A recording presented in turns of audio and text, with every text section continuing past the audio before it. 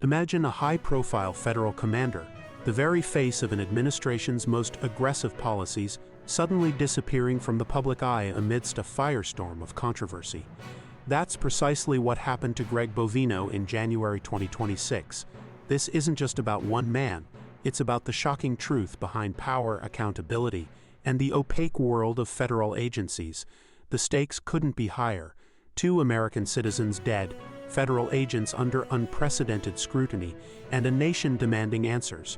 What really transpired in Minneapolis that led to the alleged removal of one of the most prominent figures in border enforcement?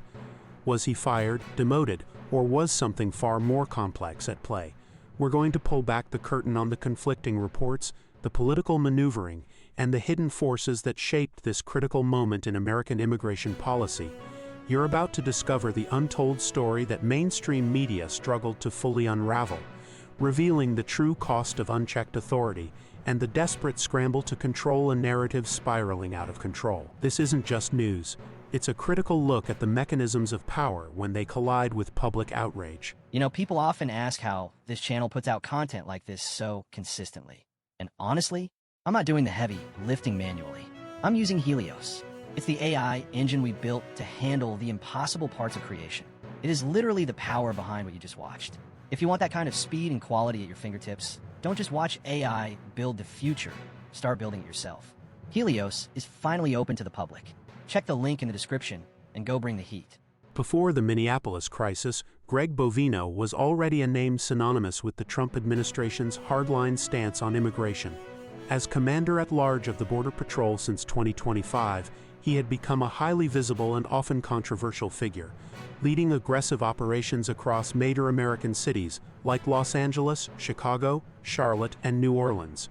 His tactics, which included using chemical irritants against protesters and making bold, often disputed claims, consistently drew fierce criticism from local officials and civil rights advocates. But here's where it gets interesting.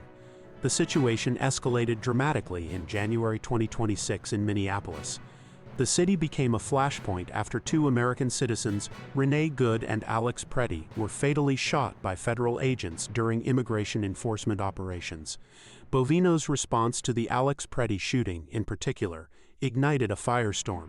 He publicly alleged that Preddy intended to massacre federal agents, a claim that was swiftly and unequivocally contradicted by bystander video. This wasn't just a misstatement. It was a direct challenge to verifiable evidence, fueling public outrage and putting the administration in an impossible position.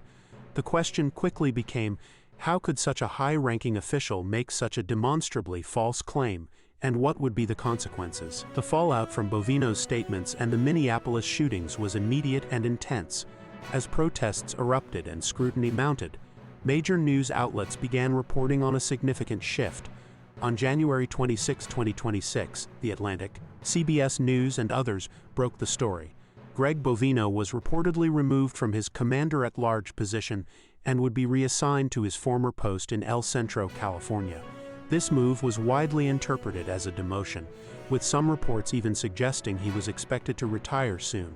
The narrative painted a picture of an administration attempting to quell a public relations disaster by sidelining its most controversial figure. But wait, this is where the plot thickens. Just hours after these reports surfaced, the Department of Homeland Security issued a stark denial.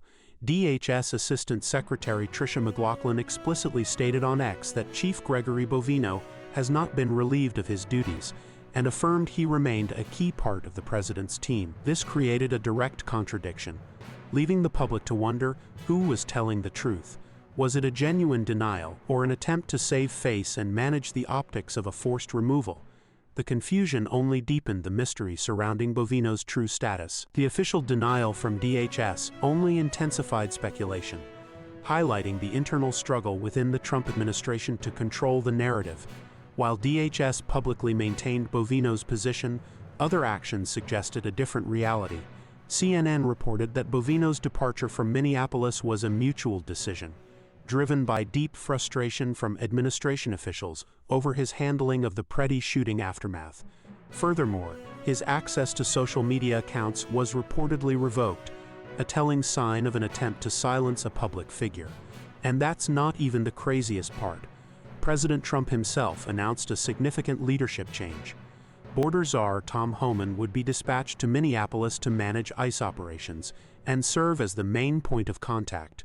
Homan, a veteran known for his aggressive deportation stance but perceived by some as less inflammatory than Bovino, was effectively taking over the reins in the city.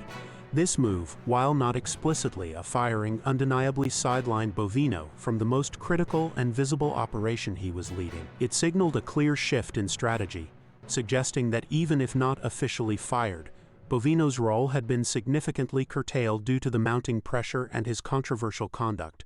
The administration was clearly trying to de-escalate, but at what cost to its own personnel? So what does this all mean for Greg Bovino and the future of federal immigration enforcement? The conflicting reports and strategic reassignments paint a complex picture. While DHS denied he was relieved of his duties, the reality on the ground suggested a clear demotion or at least a significant reduction in his authority and public role. He was expected to leave Minneapolis and return to El Centro, a move widely seen as a step back, potentially leading to retirement. The intervention of Tom Homan, a figure chosen for his ability to de-escalate and manage the crisis, further underscores the administration's need to regain control. This entire saga highlights the immense pressure and political calculations involved in high-stakes federal operations. It raises critical questions about accountability when official statements clash with observable events, and how public outrage can force even the most entrenched figures to shift. Ultimately, Bovino's story serves as a powerful reminder of the delicate balance between aggressive enforcement, public perception, and the ultimate authority of the White House. What are your thoughts on Greg Bovino's situation? Do you believe he was truly demoted, or was this a necessary strategic move by the administration? Let us know in the comments below, and don't forget to subscribe for more deep dives into critical news stories. I hope you got some value out of this video. And if you're sitting there thinking you want to build something like this yourself, you don't have to start from scratch. I built Helios to give creators an unfair advantage. It takes the heavy lifting out of the process so you can focus on the ideas. It's exactly what I use, and now it's available for you too. The link is in the description. Don't just watch the future, go build it with Helios. I'll see you in the next one.